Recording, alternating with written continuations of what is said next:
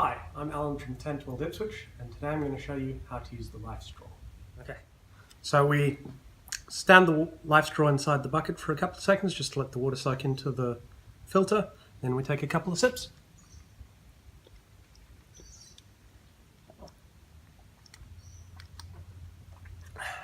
And when you're done, let the water drain out and blow out the excess water from the filter.